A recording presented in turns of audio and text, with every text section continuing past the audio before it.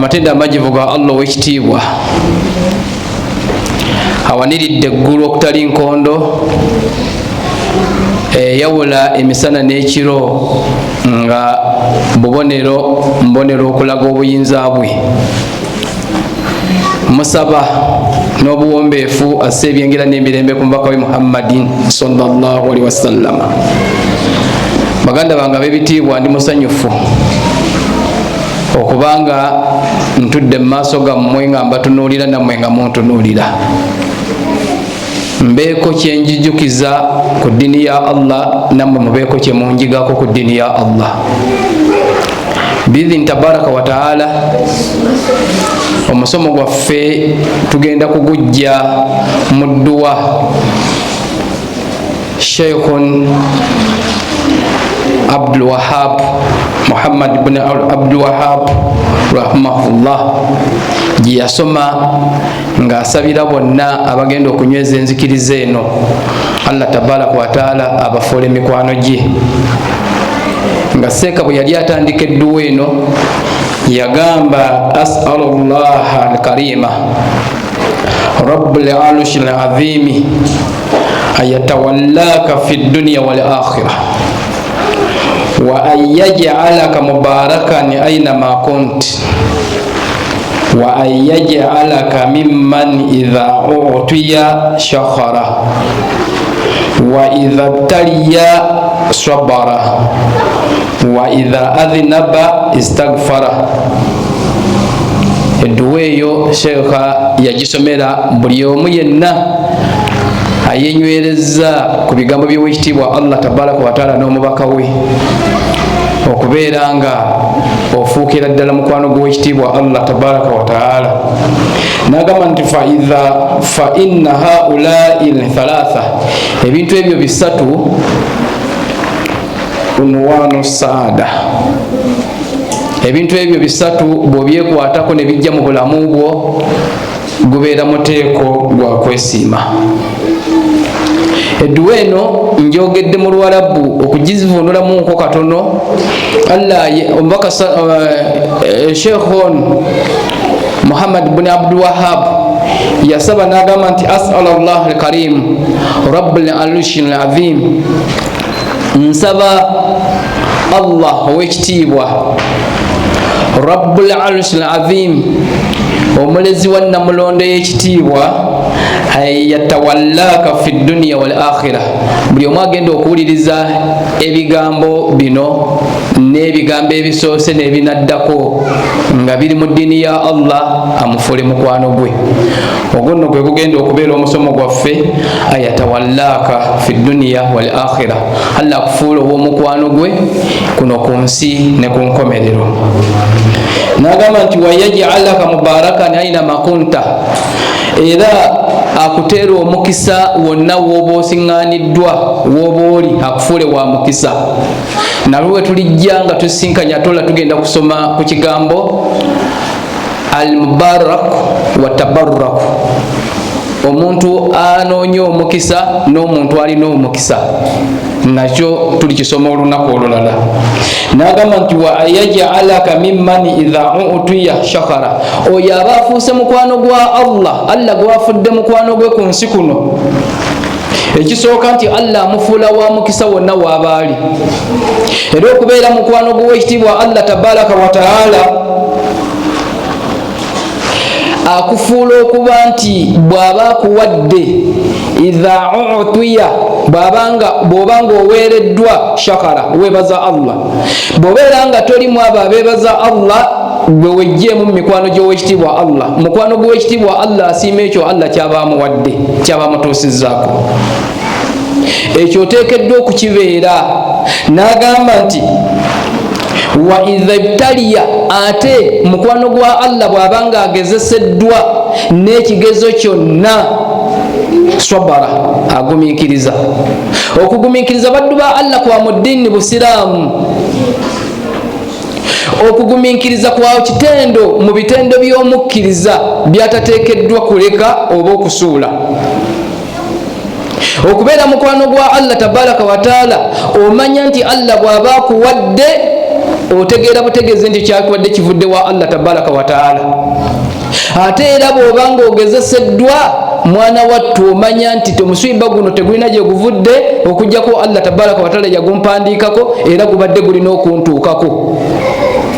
Naye bameka abagezesebwa mwana wattu nga tannaba kukiza eri Allah tabaraka wa taala n'asooka anoonyereza ani gwe yasembyeyo okwogera, ani gwe baasowagana naye nga yamutuusizzaako embeera eyo. Bameka abantu bemulabye nga bafiiriddwa abantu baabwe nga bakuba emiranga nga balina n'amannya ge banokolayo nga balaga nti babatuusizzaako emisiiba egyo.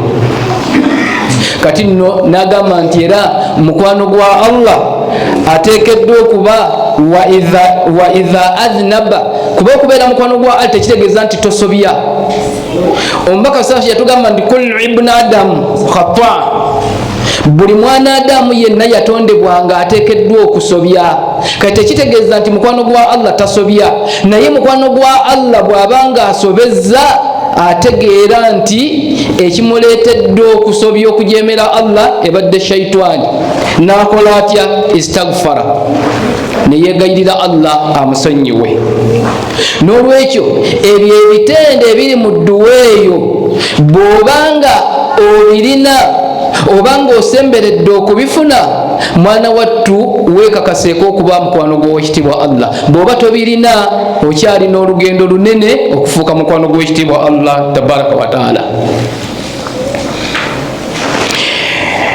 Ilam,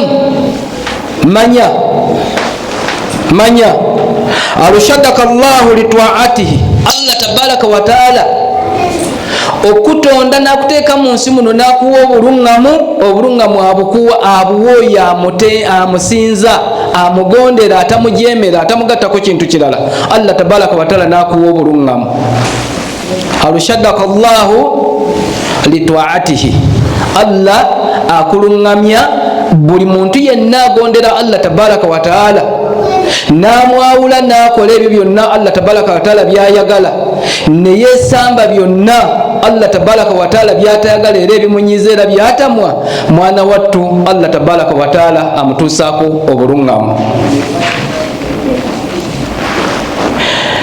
Anna alhanifiyata Ibrahima alayhi salatu wassalam, enkola oba enneeyisa obwesimbu bw'onnabbi Ibrahimu alayhi salatu wassalam, obuwangazi bwe bwonna okubanga mu bantu aboogerwako mu bitonde ebyawangalira ku nsi kuno, Allah n'abifuula mikwano gyabyo. Mwana wattu omu ku bo yali nabbi Ibrahimu alayhi salatu wassalam, yali mukwano gwa Allah wannamaddala. N'ebyo byonna ebyamutuusibwako, embeera zonna ziyawangaliramu, teyagezaako kwawukana ku Allah tabaraka wa taala. Kakati nno kyava atugamba n'atugamba nti anna hanifiyata millata Ibrahima, enkola y'owekitiibwa enneeyisa n'obwesimbu yali nkola ya nabbi Ibrahimu, anta abuda Allaha wahdahu mukhlisina lahu ddiin. Obuwangazi bwe bwonna yawangaala ng'asinza Allah tabaraka wa taala, ng'ayongera kulongoosa bulongoosa, ng'amwawula mu bwomu bwe, teri kumugattako kintu kirala kyonna. Wabidhalika, na bwekityo amara Allahu jamia nnas, Allah n'akifuula enkola n'abeera nga alagira abantu bonna okubanga bakola batya, nga basinza Allah tabaraka wa taala, nga bagoberera nabbi Ibrahimu alayhi salatu wassalam. Eyo yali nkola.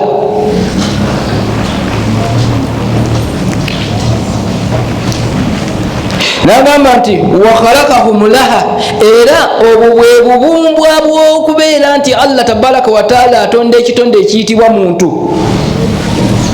Obubumbwa bwaffe, ensibuko yaffe, ekigendererwa ky'owekitiibwa Allah tabaraka wa taala, ekigendererwa kye okututonda, yatutonda kubeera nga tumusinza, tewaliwo kirala. Era gwe bw'obanga olina ebirala by'okola nga byawukana na kino ekyobubumbwakyo oli ku bibyo, wagunjawo enzikiriza eyiyo, wagunjawo enkola eyiyo, noyawukana ku nkola y'owekitiibwa Allah tabaraka wataala. Obubumbwa bwaffe bwonna Allah gwolooza gwe nga gwe omuntu Allah kikyakwetaagako? Kikyakwetaagako bugagga ng'ate gw'obusaba, bitiibwa ye nannyini bitiibwa. Kiki kyowulira nti Allah yeetaaga ku gwe omuliisa oba omunywesa oba omusuze, nga buli kimu buli lwotuuka mu buzibu gw'olaajanira ate akuwe era n'akuwa, newankubadde ng'ayinza okukeerewa okukuwa naye amala n'akuwa.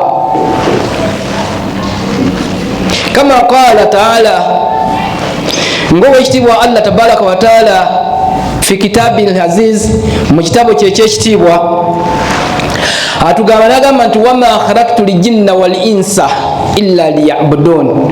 Ogwo gwe mulamwa lwaki gwe wooli, lwaki ensi eno weeri.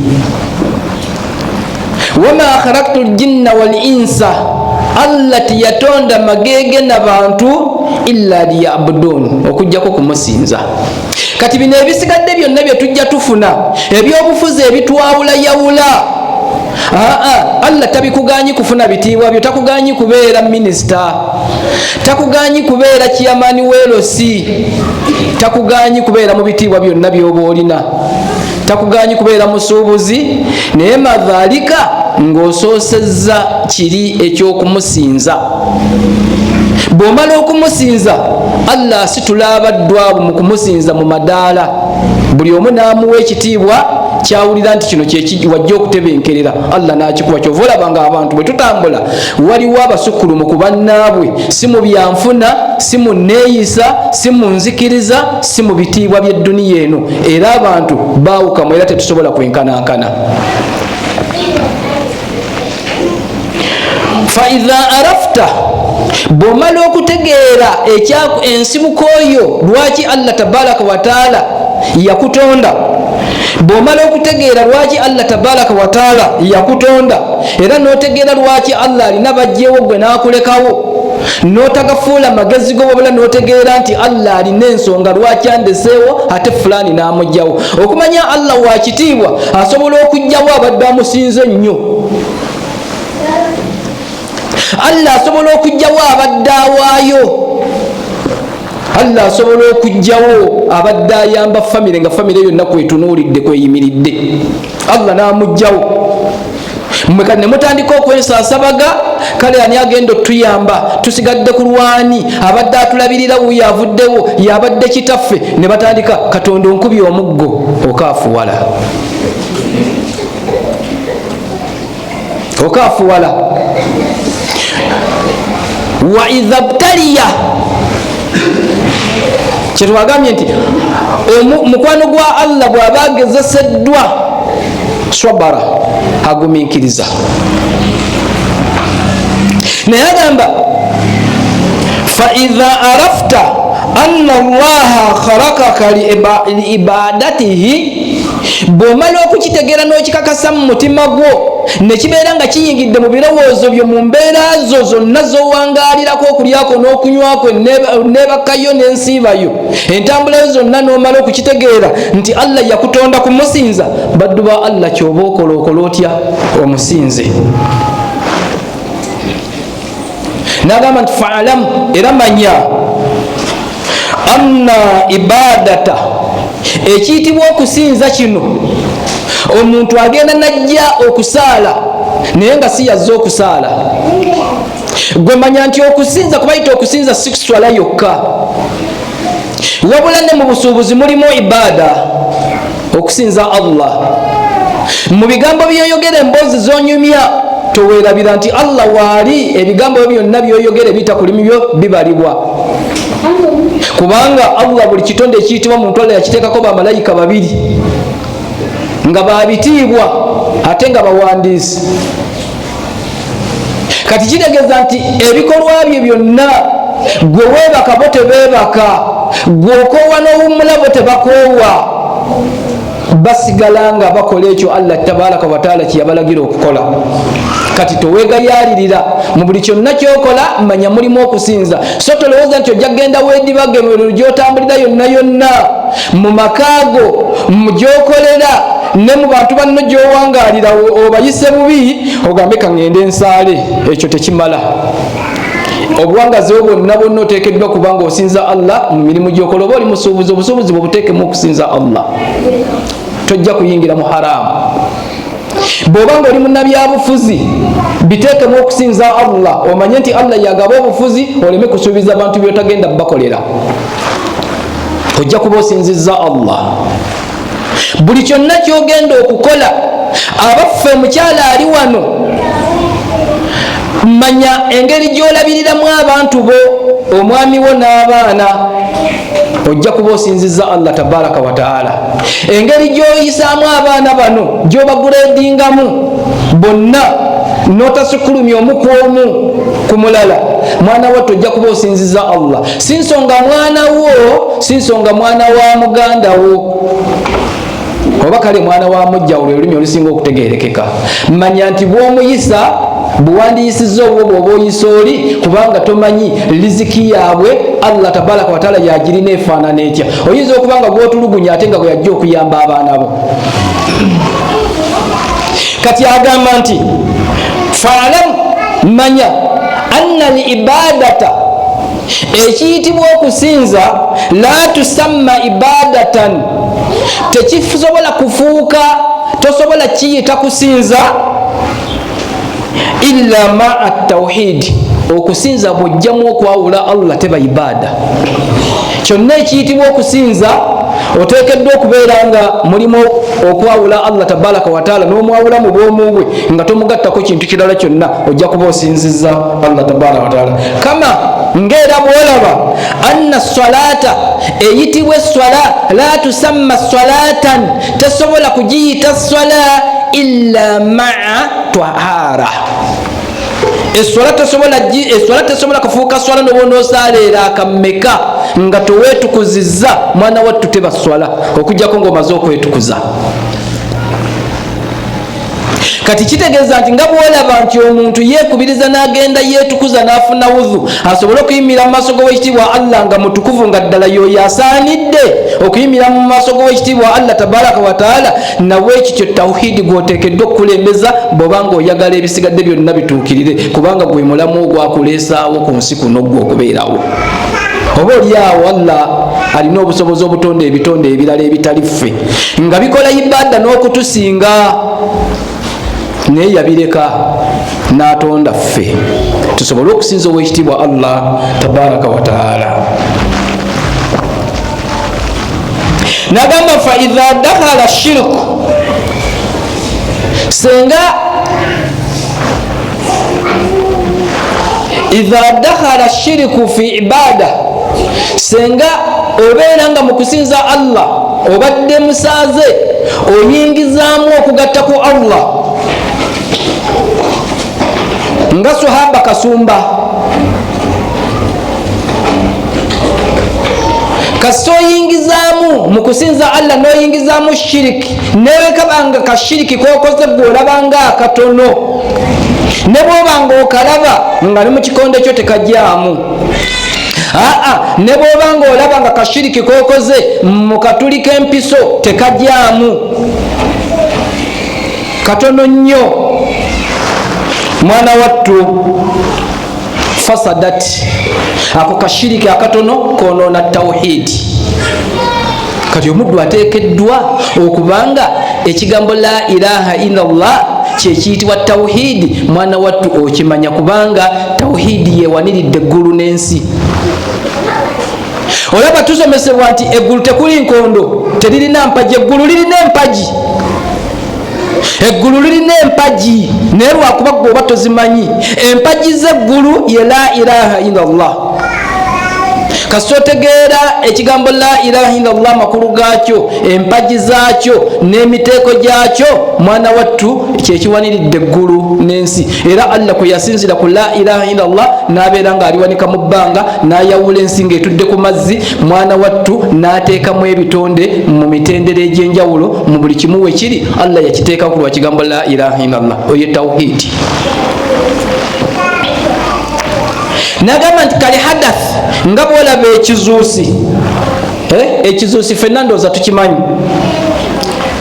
Idha dakhala fi tahara, senga obadde omaze okwetukuza, otukudde bulungi, ogenda kusaala, ogenda okulaba nga olina ekizuusi ekikuvuddemu, kubanga abantu bamanyi ebimalako wudhu, naye n'ovaamu ekimu ku ebyo ebimalako wudhu, mwana wattu tosaala okujjako ng'oddayo n'okola otya, n'ofuna wudhu. Ekyo ekitegeeza ki? Nti nabwekityo senga tawhidi wa atandika okujjamu enjatika olw'ebyo byokola ebyekwese, kubanga ye Allah osobola okukola ekintu kyokola ng'akulaba era ng'akumanyi nti ogenda kukikola, n'akulekera n'akubikira abo ne batakumanya, gwe n'olowooza ti abantu bamanyi. Omanye abantu mu kifo ky'okutya Allah ate batya bantu bannaabwe, tutya nnyo bantu bannaffe, kubanga omuntu omubbi Allah yaziyiza obubbi, naye omuntu yeekweka ng'agenda okubba nga tayagala bantu bamulabe, era nabba ne batamulaba n'agenda. Naye wabaawo omuntu atudde wali wabadde agenda okutema ettooke ly'abanje, ettooke talitema, naye ng'ate oyo gwotya si yakugaana okubba, eyakugaana okubba ye Allah tabaraka wa taala, ate wala sinnatu wala nawm, Allah teyeebaka era teyeerabira. Kama qala taala, Allah ku nsonga eyo Sheikh yaleeta obujulizi okuva mu kitabo kya Allah tabaraka wa taala, n'agamba nti ma kana lil mushrikina ayamuru masajid Allahi shahidina ala anfusihim bilkufri. Owekitiibwa Allah agamba nti ma kana lil mushrikina, tekigwana, tekiriyo okubanga omuntu agatta ku Allah tabaraka wa taala kuba yabeera aduwillah. Omuntu agatta ku Allah abeera mulabe wa Allah tabaraka wa taala ow'olulango, Allah yamulangirira mu lujjudde okubaako omulimu gwonna gwakola, yadde okulonda obulonzi akasubi mu muzikiti nti waliwo akasubi akagudde, ne bweba nga waliwo ettabi ly'omuti oligenda okugwa likuba omuzikiti gugwe, najja n'alitema, Allah takyagala kubanga mulabe wa Allah. So nga gwe mu ndabe y'amangu olaba ng'ataasizza omuzikiti, Allah agamba togutaasa, guleke bagukube, abaddu ba Allah banaaguzimba. Kati gwe bw'omanya nti ogatta ku Allah, eyo ffe gye tutamanyi naye nga gwakola omanyi, kubanga Allah yagamba balil insanu ala nafsihi basira, buli muntu amanyi omwoyo gwe, mu mwoyo gwe ye yeemanyi. Gwe oba wakoze ekintu ne banoonye yakikoze n'abula, naye gwe mutima gwe oba omanyi tinawadde tebandabye naye nze nakikoze. Kati gwe bw'omala okumanya nti olinayo akantu k'okola gwampuliriza era ndaba, n'omanya nti olinayo akantu k'okola nga katono nnyo, kashiriki katono, naye nga kitegeeza nti kagatta ku Allah, mwana wattu toweetaaga kubaako yadde okulonda akayinja mu muzikiti okajjawo kasuula ebweru. Allah takyagala, kimunyiiza. Tuli ku musomo ogugamba nti awliya Allah subhanahu wa ta'ala, mikwano gya Allah be baliwa, bateekeddwa kuba batya. N'agamba nti habatwati amaluhum, mwana wattu Allah yasazaamu dde emirimu gyabwe gye bakola. Emirimu gwe noba ng'okola ng'osaala nnyo, osiiba osaddaaka, ekisibo kikino kigenda kutuuka naye nga gwe wategeka dde amenvu g'ogenda okusibulula abasiraamu bagalye. Abasiraamu bajja kulya amenvu go bakute naye nga tofunyemu, bajja nakusomera edduwa bagambe nti barakallahu fiika. Naye Allah nga yasazaamu dde emirimu gyo, lwaki? Waggulawo olutalo ku ye n'ofuuka omulabe we. Kati omulwanyisa akulwanyisa, naye ate weeteekamu abo abamusinza. nagamba nti wa finnaali humu khalidun, era tewaliwo kubuusabuusa obudde bwabwe muliro. Ekyo tekyetaaga na kuyisa bbali nti owaaye ng'okubye ennyo, nedda muliro gwe kasoba ng'ogatta ku Allah. Kyoba olina okukola butagatta ku Allah, olwo oba wategeera Allah, omubaka we wamutegeera, byeyajja nabyo wabitwala nti byakitiibwa. Allah amaze okubuulira teyatonda muntu okujjako ng'amuteekako amateeka kwagenda okutambulira okuwangaala mu nsi muno. Ebbanga lyogenda okuwangaala emyaka gya 2, 3, 4, 5, Allah yakuteekako endagiro engeri gyogenda okuwangaalamu obuwangaazi bwo. Teyakomaawo n'akutumira ababaka. Buli mulembe gwonna ogwaliwo guliko omubaka waagwo. Kati omubaka w'omulembe gwaffe guno ye Muhammadin sallallahu alaihi wasallam yatutuusaako buli kyonna ekyo Allah kyayagala n'akitubuulira, ekyo kyatayagala era yakitwewaza. Teyafa okujjako ng'agamba nti ittaqullaha haithu ma kuntum, mutye Allah wonna yoba muli, musobole okubeera nga muyingira ejjana ya Allah.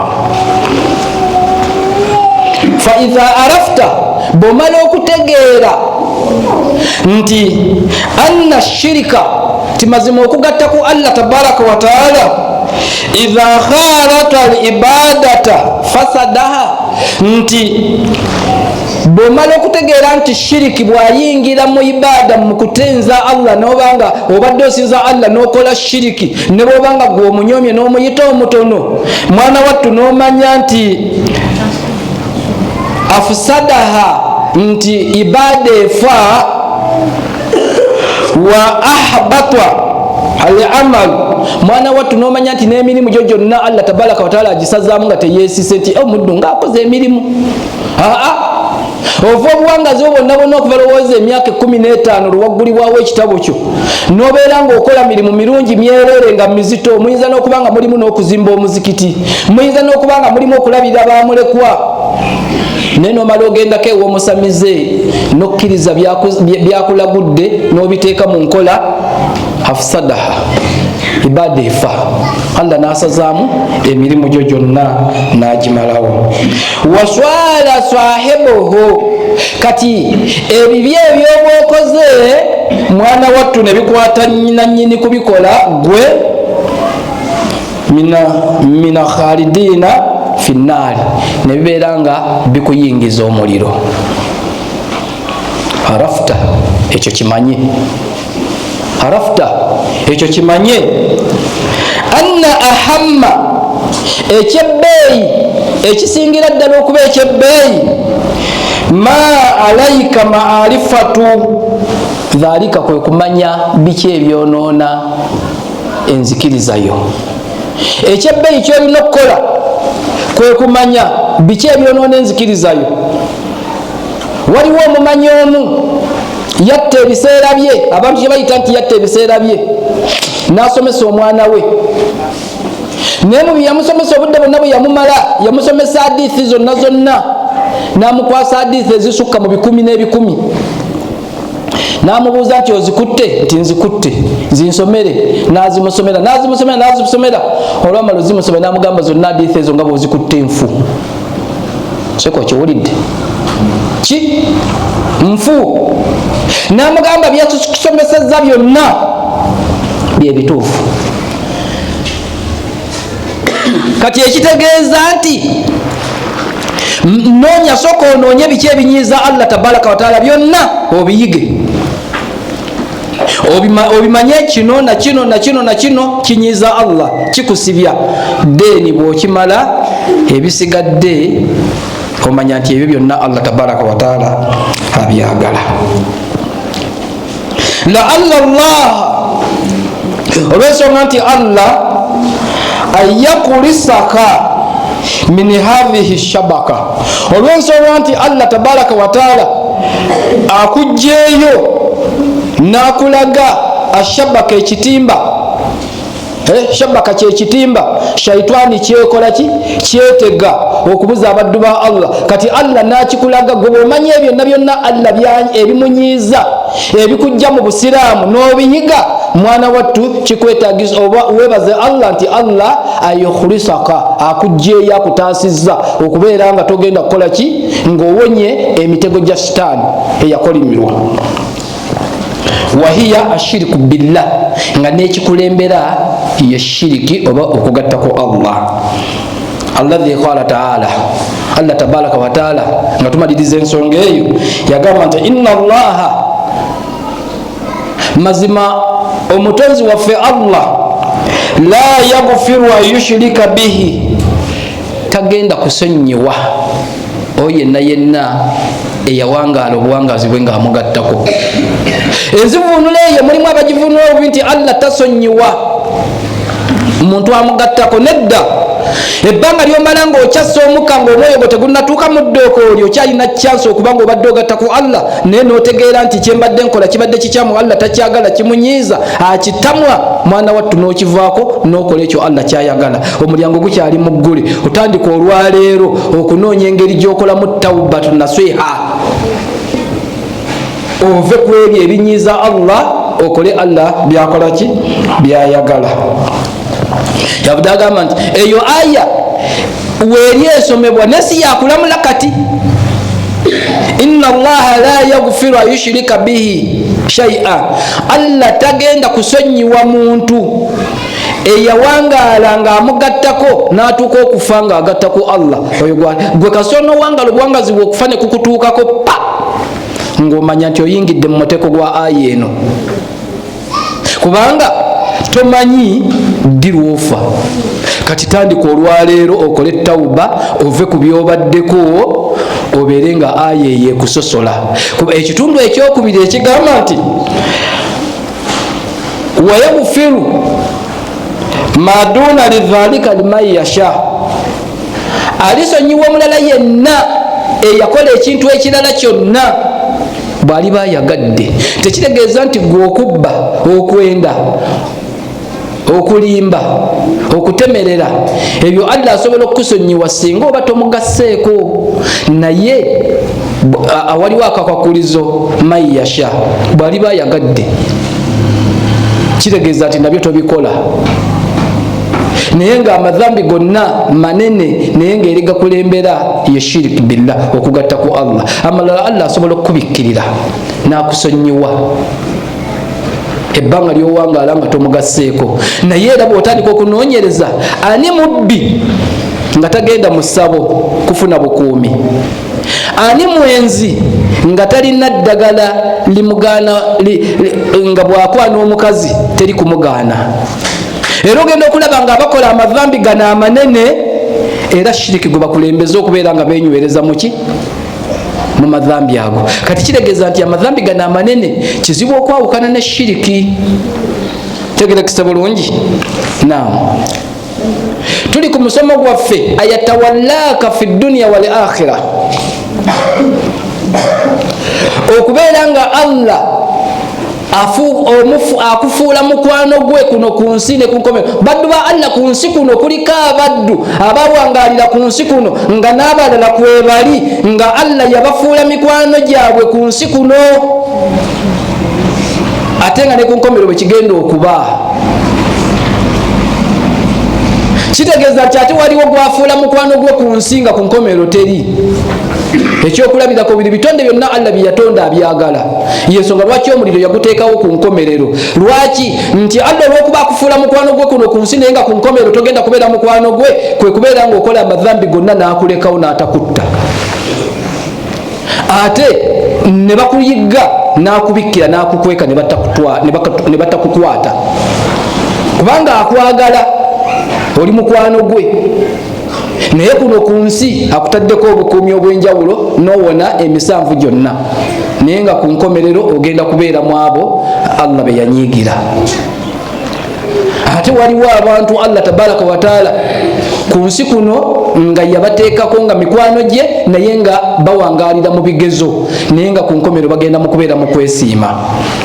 Kati agamba nti ayatawallaka ekiyitibwa okubeera mukwano gwo awliyaullah kwe kubeera mukwano gwa Allah. N'agamba bikulli wuduh waqtisar, mu buli mbeera yonna ey'essanyu ne bwebanga yakanyigo oteekeddwa okubeera ng'oli mukwano gwa Allah, ng'ososola ebyo osengejja byoyogera, ososola byolya, byoyambala na buli kimu.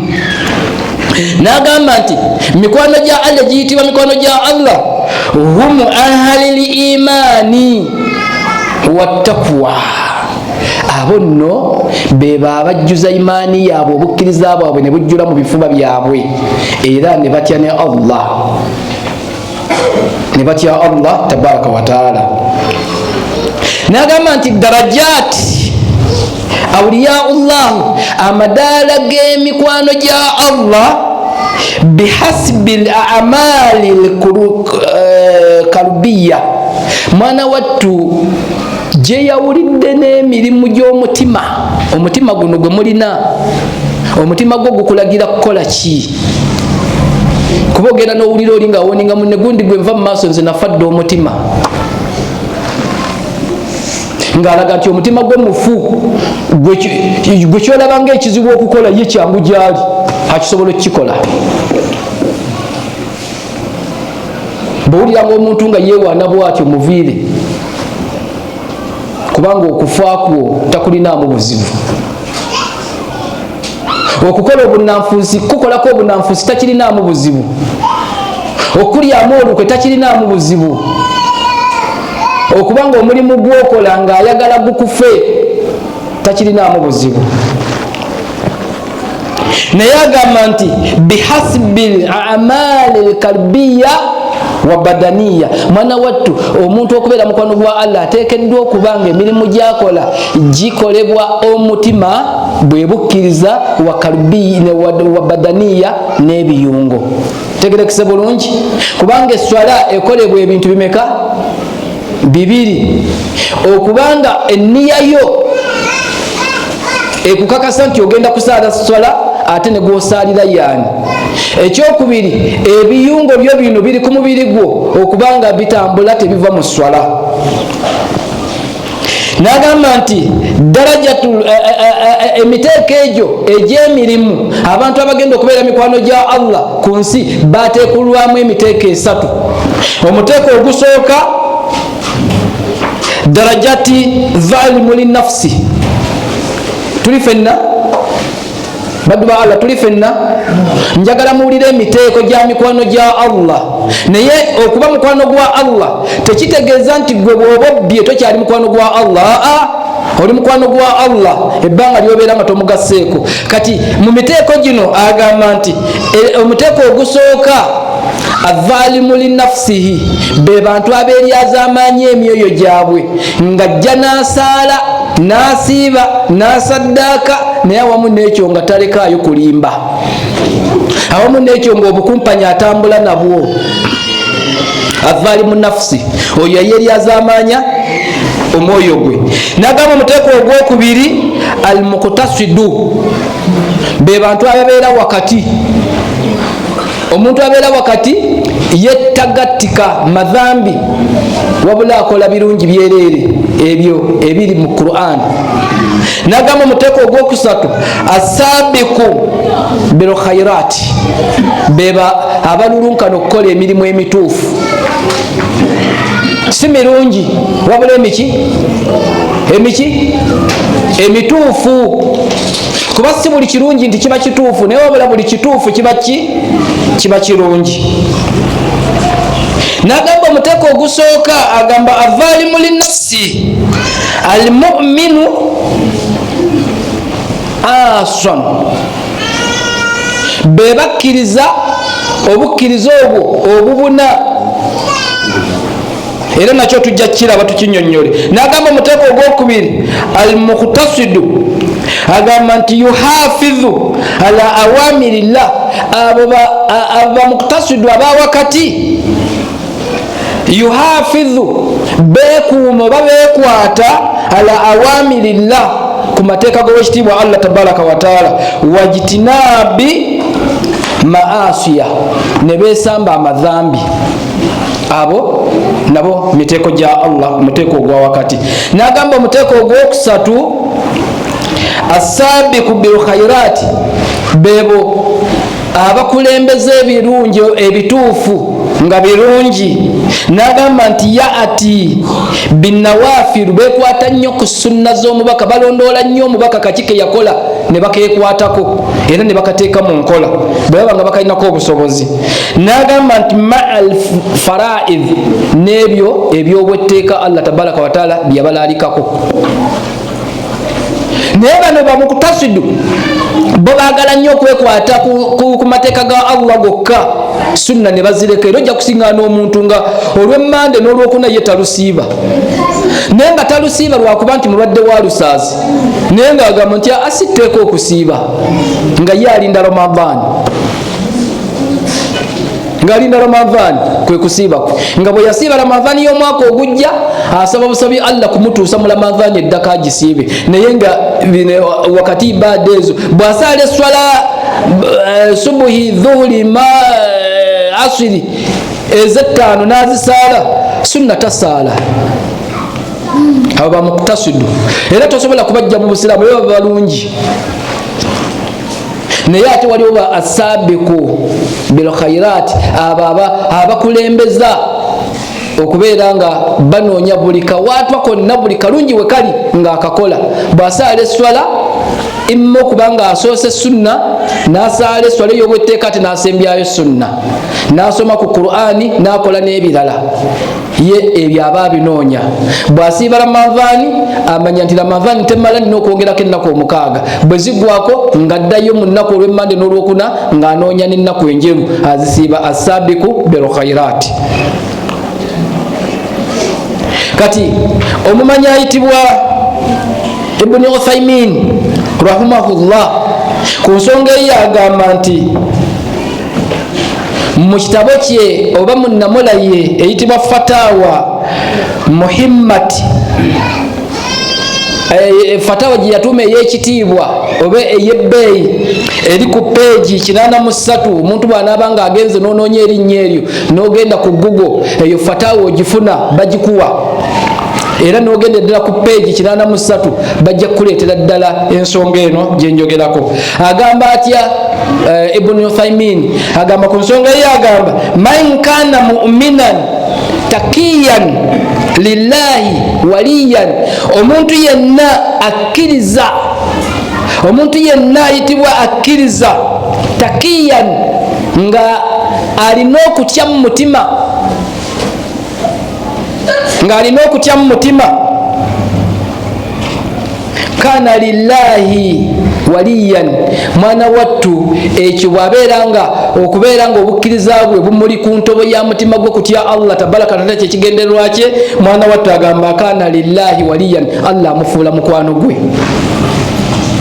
N'agamba nti waman lam yakun kadhalika, naye bw'obanga gwe bw'obeera nga gwe obukkiriza bwo okkiriza lwakuba onoonya imaamu abeere nga bw'oba ofunye obuzibu ajja kukubeererawo, bw'obeera nga gwofuula mukwano gwo omufuula mukwano gwo olw'okuba akusinga ku ddaala, bw'onooba otuuse mu mbeera embi ajja kukuyamba. Nga gwe ekigendererwa kyo obukkiriza bwo si kutya Allah, ekigendererwa kyo ekikuleeta mu muzikiti wano mu ddalaso eno gy'otudde, ng'ekikuleese si kutya Allah, wabula oyagala bwe baba babala abantu abasomye eddalusu nga naawe mwoli. Omumanyi ono yagamba nti falaisa biwaliyillah, tobeera mu mikwano gya Allah, oba wazze obeerewo osiimise abo abategese.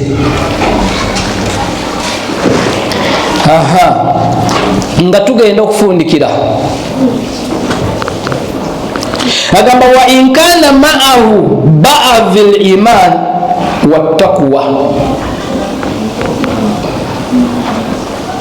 n'agamba nti wa inkana, n'obwobeeranga nga ebintu ebyo obikoze naye ba'dhul imani ng'olinako akatundu ka imani, wattaqwa n'okutya, kana fihi shay'un min alwaliya, ne wobeera nga imaani yo teyenkanankana, kuba imaani zaffe tezenkana. ndoza kitegerekeka tezenkana wali nenyinje nnyo wali nento eya wakati wali nento notono bagambo ozipimira ku kinti eyono teyenkana na yono mubikolwa ne mutima gwo gukkiriza otya Allah kuli muntu osobola okubeerawo nga asala naye nga abuusabuusa olunaku lw'enkomerero oba lujeruli n'ebirala ebifaanana bwe bityo naye kasobanga kale nga imaani yo entono eyo gy'olina ng'okakasa nti ddala ogikola ku lwa Allah kusiima Allah akufuula mukwano gwe. Qala taala, Allah tabaraka wa taala ku nsonga eyo abantu Allah bye yateeka mu mikwano gye amadaala asatu ago ge tulabye nga ge tujja okukomako agamba Allah tabaraka wa taala mu ssuula eyitibwa Fatir aya eya 32 Allah agamba nti thumma awlathna alkitaba alladhina stafaina min alibadina, agamba oluvannyuma twasikiza ekitabo kyaffe twabasikiza ekitabo alladhina stafaina min ibadina, mabo betwasitula mu baddu baffe twabasikiza kitabo ki? Quran. Twabasikiza ekitabo Quran. N'agamba nti faminuhum, era mwabo betwasikiza ekitabo mulimu abantu ba miteeko esatu. N'agamba nti dhalimu linafsihi, mwabo betwasikiza ekitabo betwakwasa ekitabo Quran muno mulimu abeeryazaamaanyi emyoyo gyabwe. Wa minuhum muqtasidun, ate mu bo mulimu abali awo nga bo bekutte ku bintu byabwe tteeka byokka ebya sunna tebagala kumanya. N'agamba wa minhum sabiqun bil khairat, ate mulimu abasoosowaza buli kalungi konna bakeetaaga okukakola, nga ye bw'aba asadde takakasa nti asadde okujjako ng'ayongeddeko, bw'aba asiibye takakasa nti asiibye okujjako ng'ayongeddeko. Naga biidhinillah ekyo nno nga bakikola ku lwa buyinza bw'ekitiibwa Allah tabaraka wa taala. N'agamba nti dhalika huwa alfadlu alkabir, ekyo nno ge mwana wattu kyekinene ekisingira ddala okuba ekirungi ekiriwa asabiqu bil khairat. Wakad qassama Allahu hadhihi al umma, Allah yatekululayo n'ayatula mu umma eno n'abeera ng'agiteekulira aya eyo allati awlafiha hadha alkitab, n'abeera nga yabasikiza ekitabo kino Quran azim ekyebbeeyi ila thalathati aqsam, yakibasikiza ng'akiteekulidde mu miteeko esatu. Yani nti abo yakisikiza yabateekulamu emiteeko esatu, era abo betwogeddeko adhalimu linafsihi muqtasidun ne wasabiqun bil khairat, na abo nga betubogeddeko olubereberye. N'agamba fadhalimu linafsi, abayitibwa abeeryazamanyi emitima gyabwe alladhi yuti'u rabbahu, yoyo asinza Allah we marra omulundi namusinza olusinza, wa yu'sihi marra, ate n'agenda akola ekyobujeemu.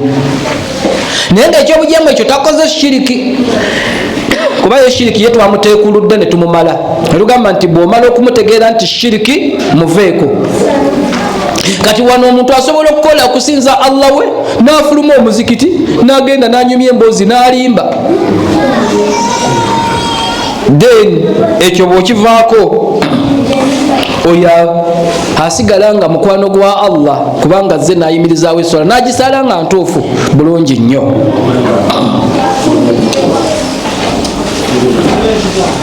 N'agamba nti wayukharritu al-amalu swalihu, batabika emirimu emirungi bisayyi n'emibi. Akola omulimu omulungi n'akola omulimu omubi, akola omulimu omulungi n'akola omulimu omubi, nga ye bw'atyo bw'awangaala.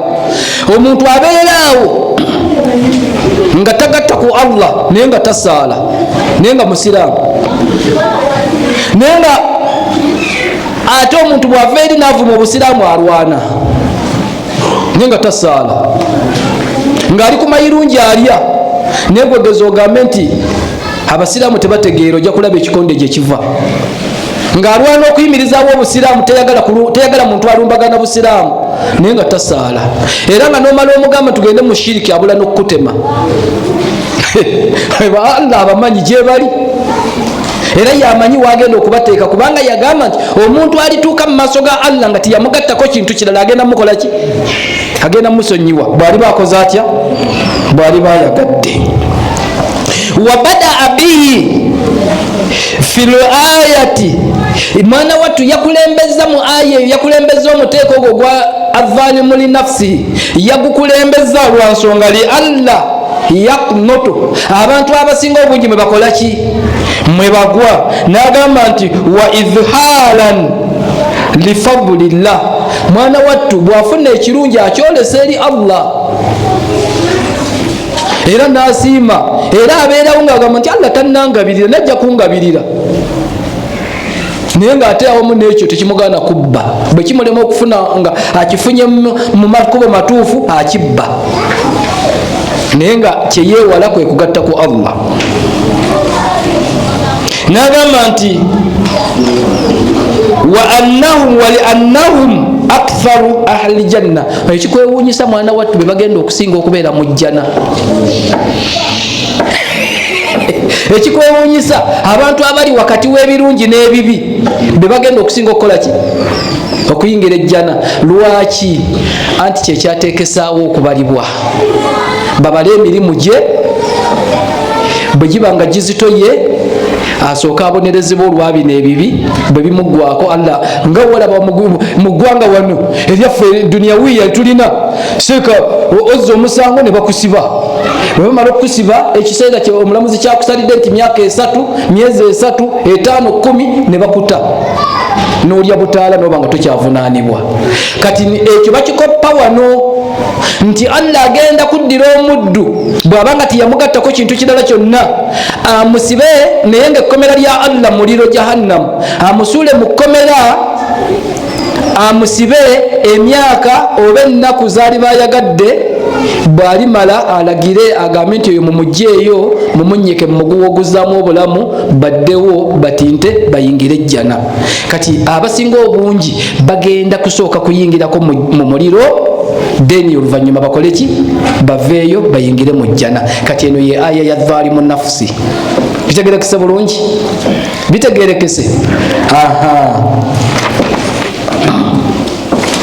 N'agamba nti ensonga y'okubiri, omuteeko ogwokubiri al-muqtasidun, omuteeko ogwo ogwa wakati, humu ladhi yuaddi alwajibati wa yutiraku almahrumati.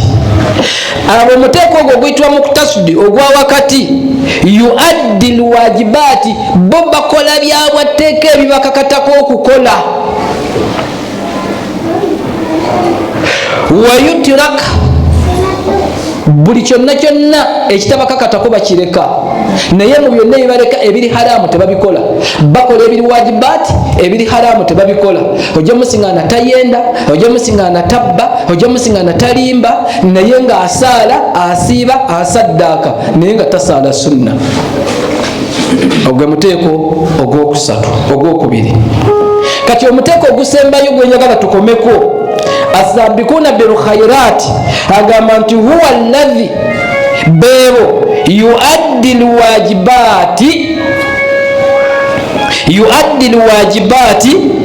mwana wattu bakola ebyo ebibakakatako nga bali, bakola ebyobwetteeka ku bo, bakola ebyo ebyabatondesa okubeera ku nsi kuno, wayutiraka almahrumati, ne beesamba buli kyonna Allah tabaraka wataala kiyaziiza, wayankariba ila Allahi bikulli ma amara bihi min alfaraid wal nawafil. Tuli fenna wayankariba, ne basembera ila Allah, babeera kumpi ku lusegere nnyo ne Allah, yaani awliyaullah subhanahu wa ta'ala, babeera mikwano gya Allah, bikulli ma amara bihi, mu buli kyonna kyaba yalagira bakikola, bakiteeka mu nkola, okujjako nga kigaanyi bugaanyi naye bakikola.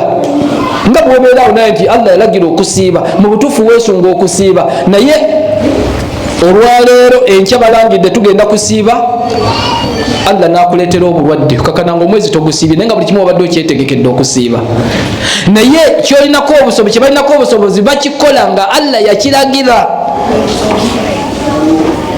min alfaraizi mu ebyo ebyobwetteeka wanawafiru n'ebyakyeyagalire yaani sunna nagamba nti wa akharu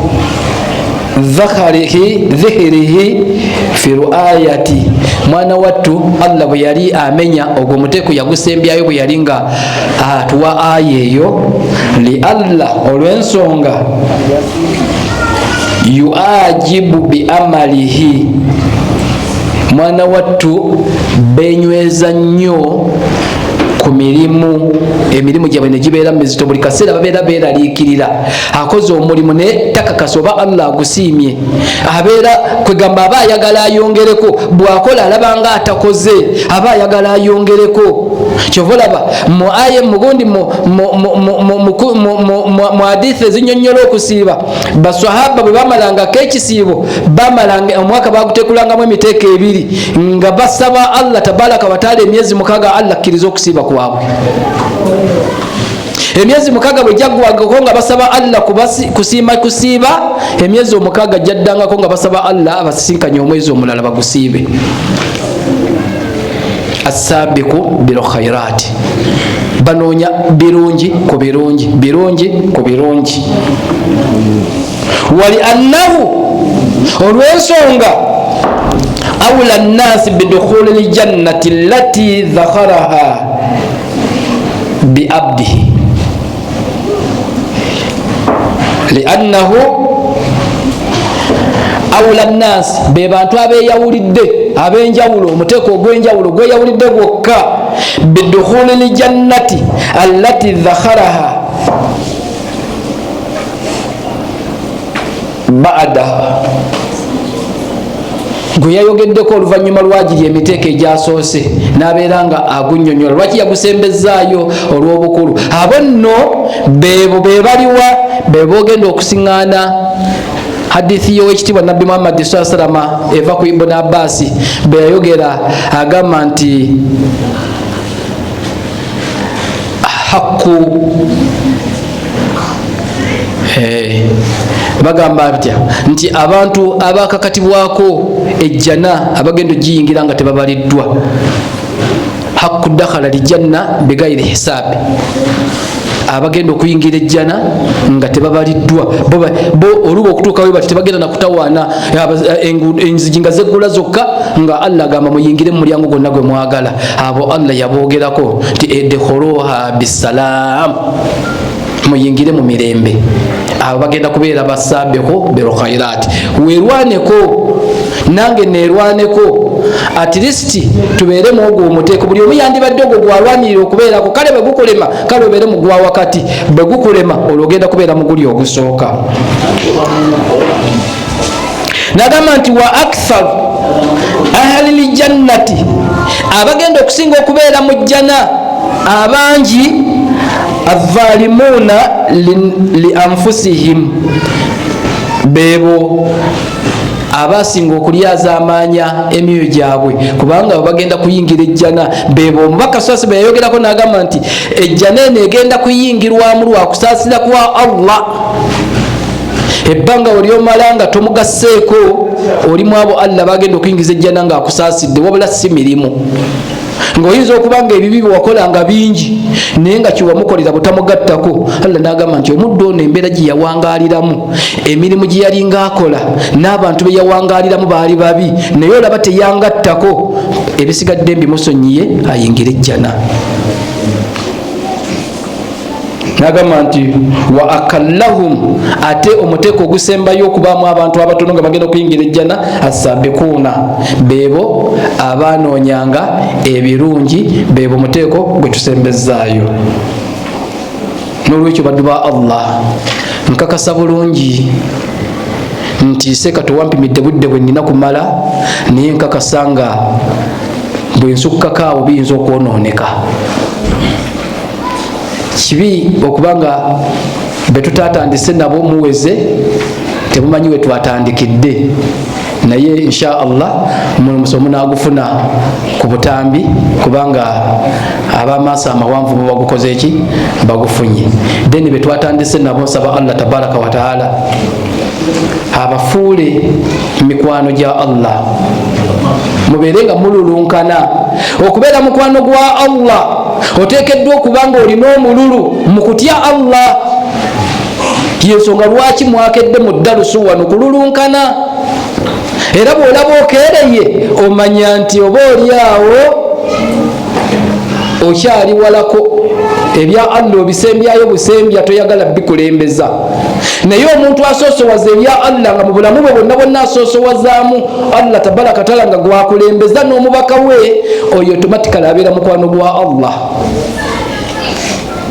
Nolwekyo tusaba Allah tabaraka wa taala atufuule mikwano gya Allah, tubadde ku kigambo ayatawallaka fi dunya wal akhirah. Wa barakallahu fikum wa jazakumullahu khaira. Saba Allah wekitiibwa atuwe okubitegeera n'okubeera nga tubimanya.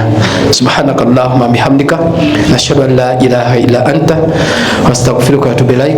Assalamu alaikum wa rahmatullahi wa barakatuh. وبارك الله فيكم وجزاكم الله خير. Tumuyanziza sebo wadde kachai kawozeni